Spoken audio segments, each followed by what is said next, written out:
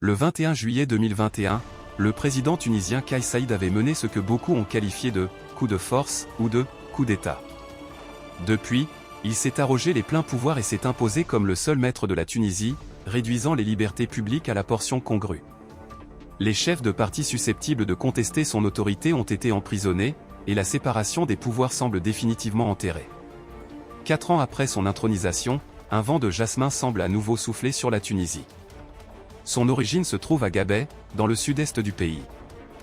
Depuis le 10 octobre 2025, les habitants y organisent presque quotidiennement des marches, des sit-ins et des manifestations.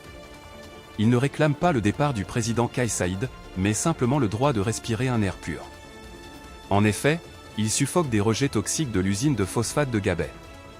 Malgré la répression des autorités, la mobilisation des habitants n'a pas faibli. Elle est même montée d'un cran après la récente sortie médiatique du président. Le vendredi 31 octobre, Gabès a connu une grande marche pour exiger le démantèlement des unités polluantes du complexe du groupe chimique tunisien, GCT, une entreprise publique créée en 1972. Ce complexe industriel utilise notamment de l'acide sulfurique et de l'ammoniac pour la production d'engrais phosphatés. Ces rejets gazeux sont directement diffusés dans l'atmosphère, tandis que les déchets solides, dont le phosphogypse, sont déversés en mer, au large de la baie de Gabès, dénonce la Fédération internationale pour les droits de l'homme, FID, dans un communiqué.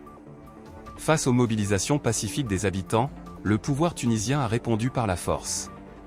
Le dimanche 2 novembre 2025, les unités de police déployées autour du stade de Sfax, la deuxième ville du pays, ont interdit aux spectateurs de brandir des banderoles de solidarité avec les manifestants de Gabès.